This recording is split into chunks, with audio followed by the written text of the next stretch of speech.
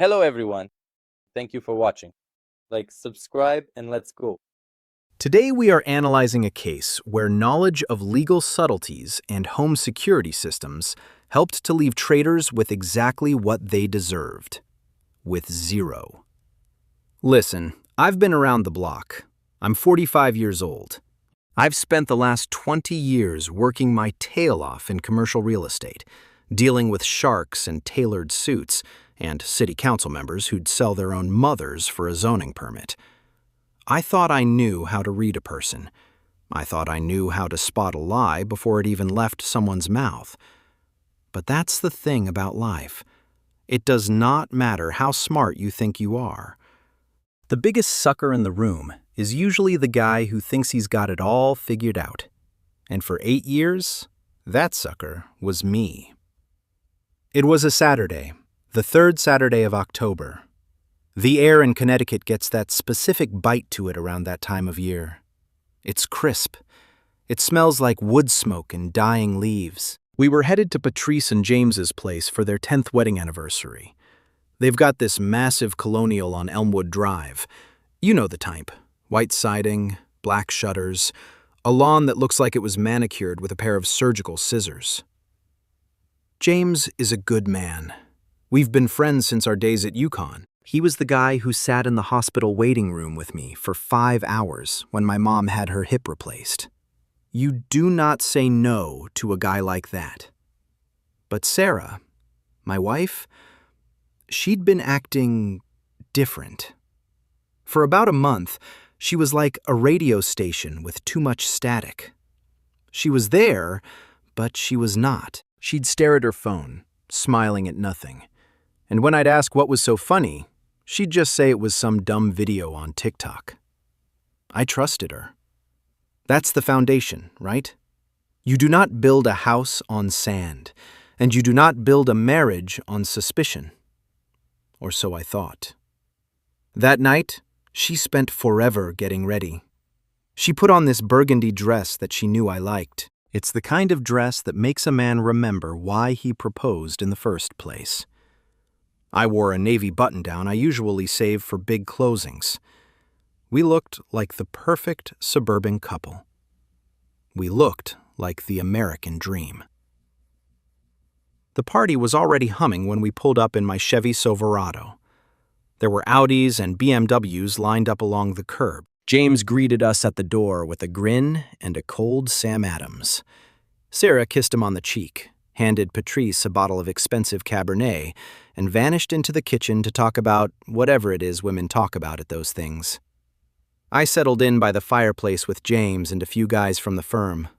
We talked shop. We talked about the Giants' miserable season. It was normal. It was comfortable. Then, this guy Ryan showed up. I did not know Ryan. He was a friend of a friend. The kind of guy who dresses like he's perpetually on his way to a yacht club, even though we're 50 miles from the coast. He had that loud, Ivy League laugh that grates on your nerves. He was tall, tan, and had that look in his eyes. The look of a man who's never been told no by anyone, especially not a woman. Anyway, about 2 hours in, Sarah was glowing. She'd had a couple of glasses of wine. She was leaning against me, laughing at some joke James told. Ryan was hovering nearby, circling our group like a vulture. Sarah, trying to be funny, trying to show off how secure we were, looked at Ryan and then back at me. She had this theatrical grin on her face. "Well," she said, loud enough for the whole circle to hear, "I'm going upstairs with Ryan. Do not wait up, David." James snorted. A couple of other people laughed. It was a joke, an obvious, stupid, "we're so happily married" joke. I raised an eyebrow, playing along with the wounded husband routine. But then Ryan laughed. It was not a, "haha, that's funny" laugh. It was a gotcha laugh. He looked Sarah right in the eyes, ignored me completely, and said, "Yeah, all right then. Lead the way." The air left the room. It was only 2 seconds of silence, but it felt like an hour. Sarah's smile wavered. She stepped back toward me, but the damage was done. "I was kidding, obviously," she said, her voice a little too high. Ryan shrugged. He had this smirk that made my blood start to simmer. "Sure, but the offer stands. Seriously, Sarah, you can do better than this guy." He jerked his head toward me like I was a piece of lawn furniture. He did not even look at me. He just dismissed me. Now, I'm not a violent man. I do not go around looking for fights. I believe in composure. I stood there for 4 seconds, just assessing him. I was deciding if he was just a drunk idiot or if there was something more. "Hey," I said. My voice was quiet. When I get quiet, people usually listen. She said she was kidding. That's the end of it. Ryan laughed again. "Relax, man. It's a party." "I heard what it was," I said. "And I'm telling you, it's done." Ryan did not back down.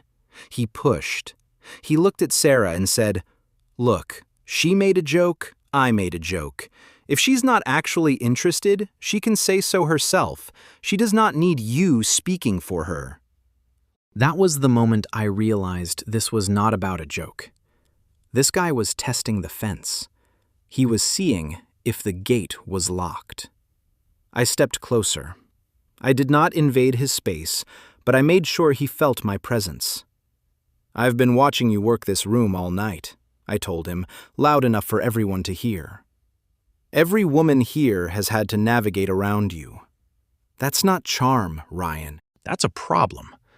And I'm not going to stand here and act like it's funny." The room went dead silent. You could hear the ice melting in James's drink. Ryan's smirk finally died. He looked around and saw the women in the room, Patrice, Courtney, Hannah, all looking at him with that same look of, "Finally, someone said it." He did not say another word. He grabbed his coat and walked out the front door. 10 minutes later, Sarah was in the kitchen, and I went to find her. She looked shaken. She told me she was sorry, that it was a stupid joke. I told her the joke was fine. I told her I knew it was theater. But something felt off. We left about 30 minutes later. The drive home was quiet. The heater in the truck was blowing, but I felt cold. "You know what the wild part was?" I asked as we turned onto our street. "What?" Sarah asked. "How normal it felt to him," I said. He genuinely thought that's just how you talk to someone else's wife. He was not even embarrassed until I called him out. Sarah did not say anything. She just stared out the window at the dark houses passing by. When we got home, she went straight to the bedroom. I stayed in the kitchen to grab a glass of water. Her iPhone was sitting on the granite counter, plugged into the charger. She'd forgotten it. As I reached for my water, the screen lit up. A notification popped up from our Ring smart home app. We'd installed it 2 years ago for security. The text on the screen read, "Guest access to garage activated by user Ryan G." My heart did not just skip a beat. It felt like it hit a wall. Ryan G. I looked at the time on the notification. It was from 2 days ago. 3 p.m. on a Thursday when I was in Manhattan for a closing. I did not move. I did not breathe. I just stared at that name on the screen. Ryan was not a friend of a friend. He was a guest. In my house, with a digital key. The joke at the party was not theater. It was a taunt. And I was the only one who had not known the script. I stood there in the dark kitchen of our beautiful Connecticut home, and for the first time in my life, I felt the foundation crack. Everything I thought I knew about my 8-year marriage was a lie. But here's the thing about me. I do not scream. I do not throw things. I'm a commercial real estate man. I'm a closer. And if Sarah and Ryan wanted to play games, they were about to find out that I'm the one who keeps score. I took a deep breath, I picked up her phone, and walked toward the bedroom. The game was just beginning. Look, in my line of work, when a deal starts smelling like a landfill, you do not start shouting at the contractors. You do not call the bank and cry. You go back to the books. You look at the blueprints, and you find exactly where the structural failure started. That's what I did. I walked into our bedroom. Sarah was sitting on the edge of the bed, taking off her earrings. She looked at me, then at the phone in my hand. Her face did not go pale, not yet, but her eyes did that thing, that quick darting movement, like a deer hearing a twig snap 300 yards away. "You left this on the counter," I said. My voice was as flat as a Kansas highway. I did not hand it to her. I set it on the nightstand, face up. "Oh, thanks," she said.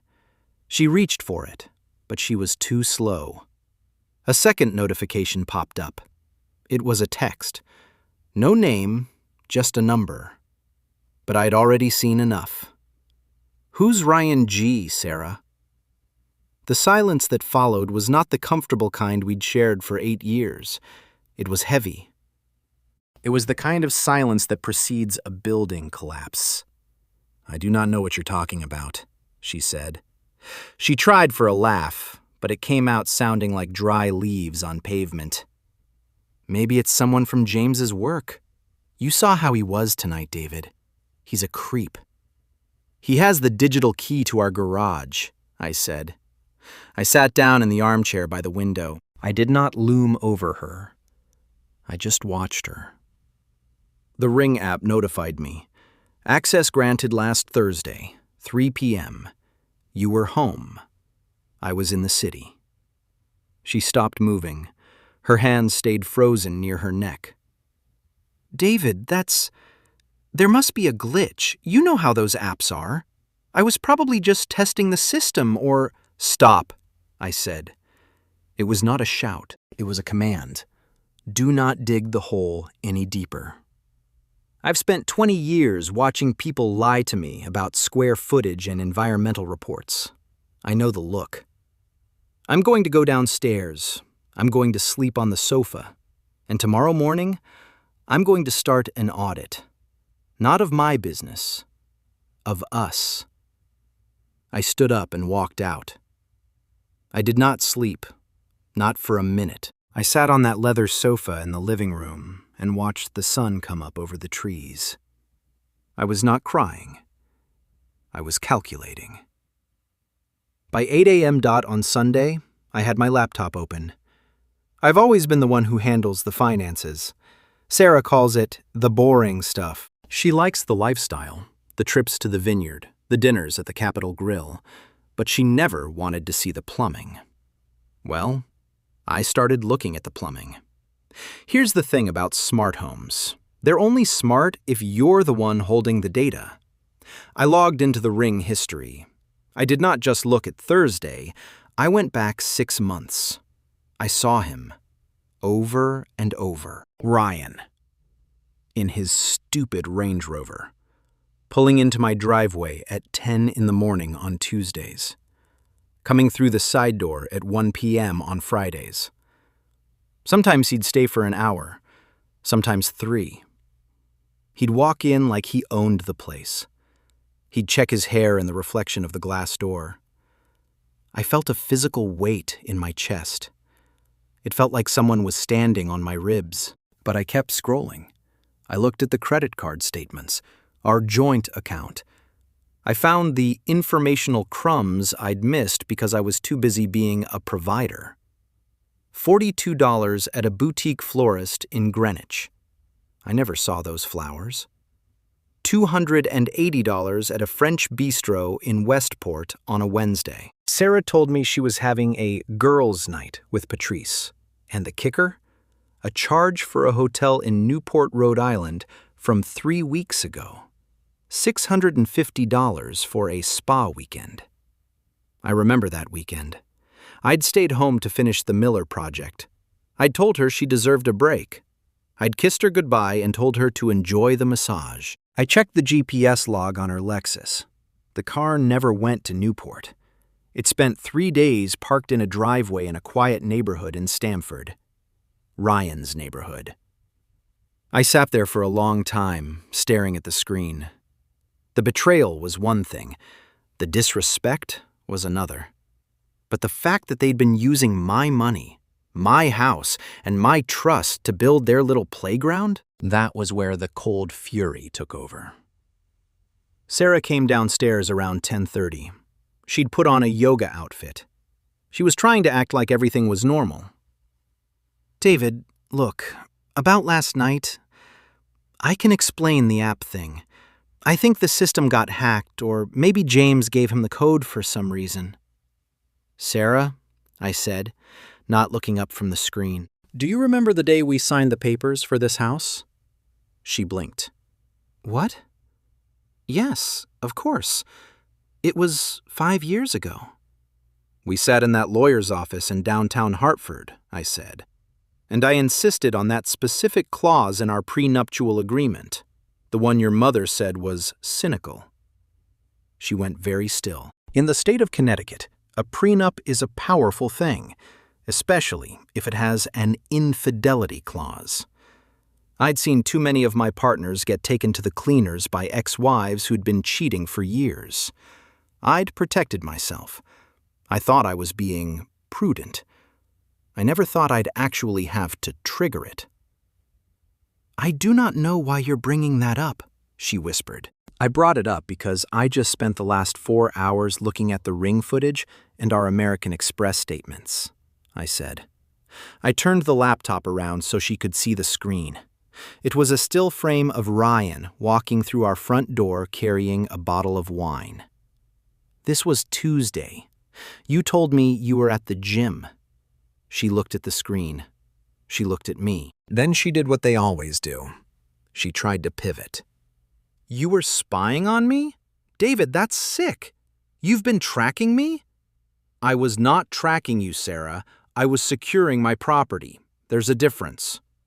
I stood up. I felt 10 feet tall and made of granite. "Here's what's going to happen.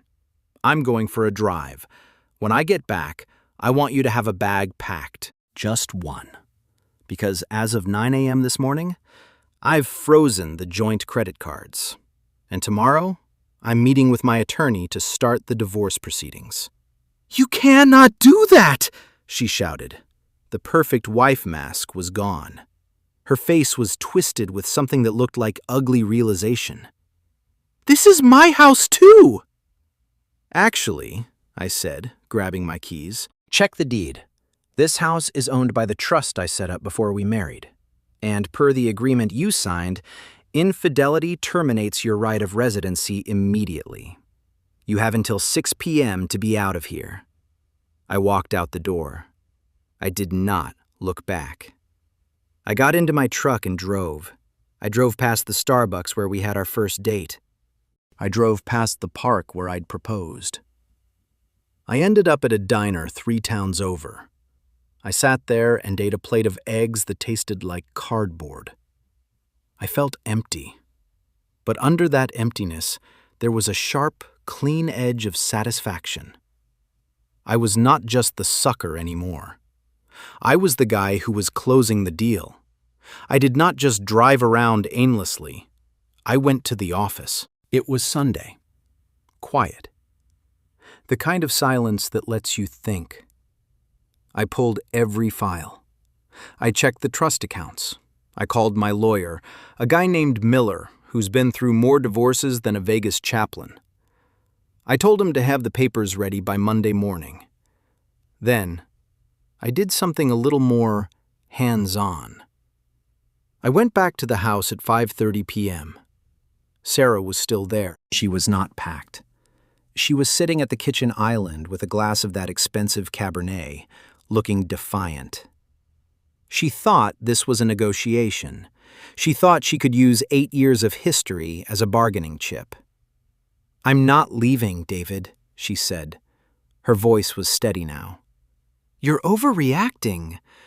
It was a mistake, a distraction. You're never home." "You're always closing some deal in the city. What did you expect?" I did not answer her. I did not give her the satisfaction of an argument.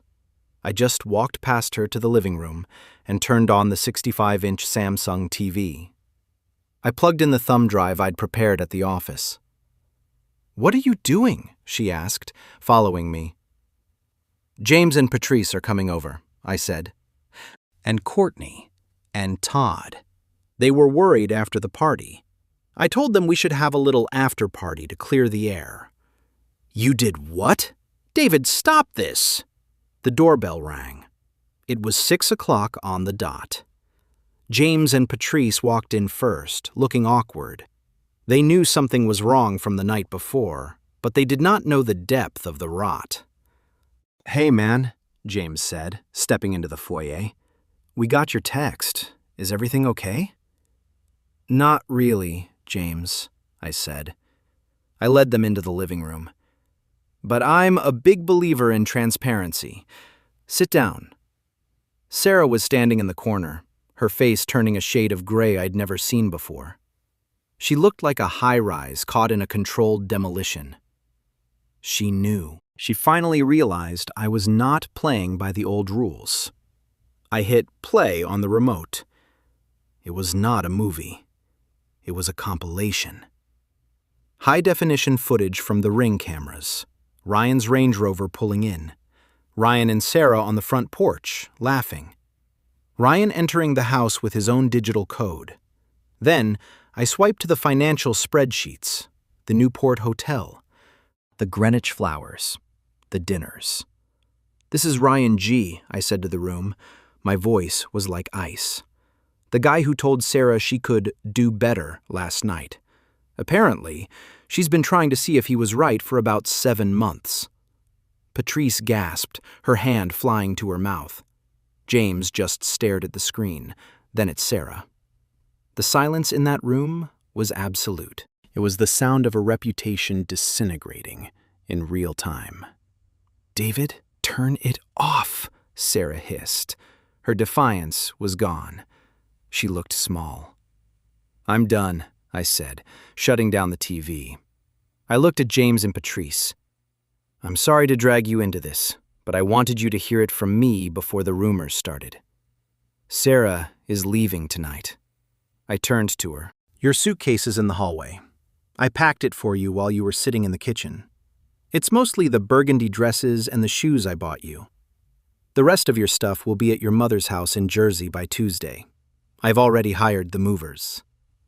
"You can't just throw me out!" she screamed. "I can," I said. "And I am. James, could you help her to her car? I'd do it myself, but I'm afraid I'd be a little less than a gentleman." James looked at her and then at me. He did not say a word to her. He just picked up the suitcase and walked toward the door. Sarah followed him, sobbing now. The perfect Connecticut wife act completely shattered.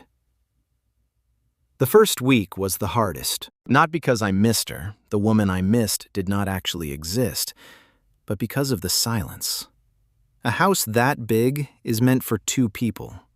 When you're alone, every floorboard creak sounds like an accusation. I spent my time with Miller. We triggered the infidelity clause.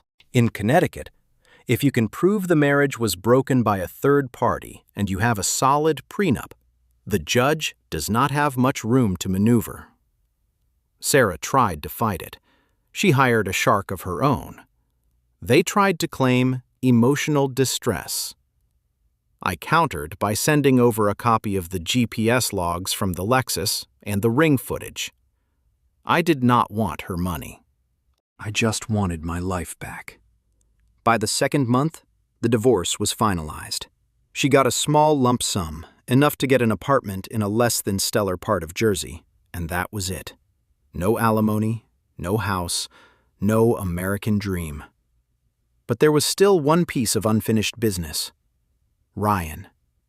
Ryan was not just a guy who slept with my wife. He was a guy who thought he could walk into my world and treat me like an obstacle. He worked for a boutique investment firm in Stamford.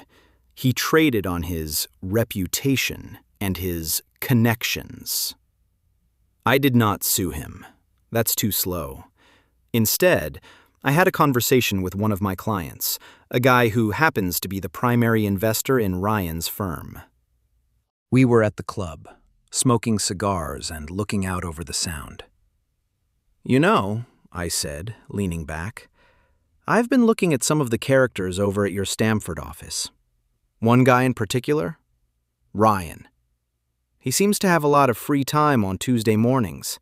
Usually spends it at my house while I'm at work." My client, a man who values integrity above all else, mostly because it's good for business, just nodded. He did not ask questions. He did not need to. 2 weeks later, I heard Ryan was pursuing other opportunities. Turns out, in the high-stakes world of Connecticut finance, being the guy who gets caught on a ring camera with a client's wife is what they call a liability. It's been 6 months now. I'm sitting on my back porch. The October chill is back, but this time it feels different. I've got a cold beer in my hand, and the sound of the neighborhood settling into itself. I heard from Patrice last week.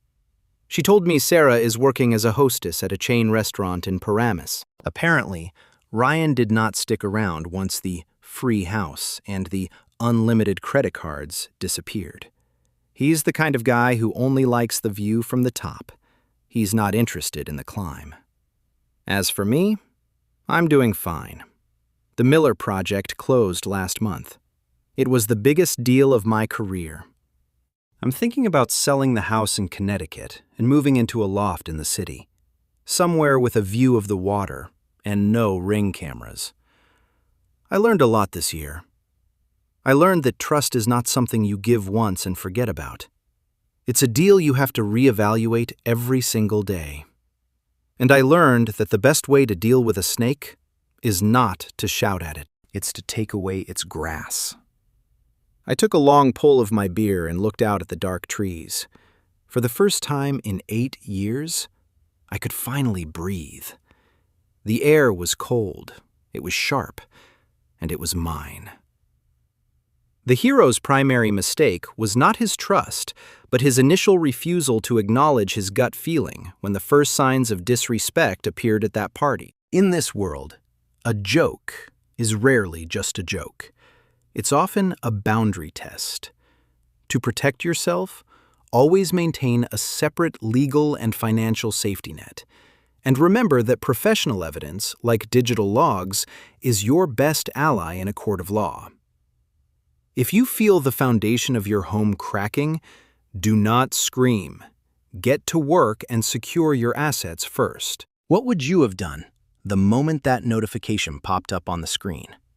Let us know in the comments below and subscribe for more honest case studies on modern relationships.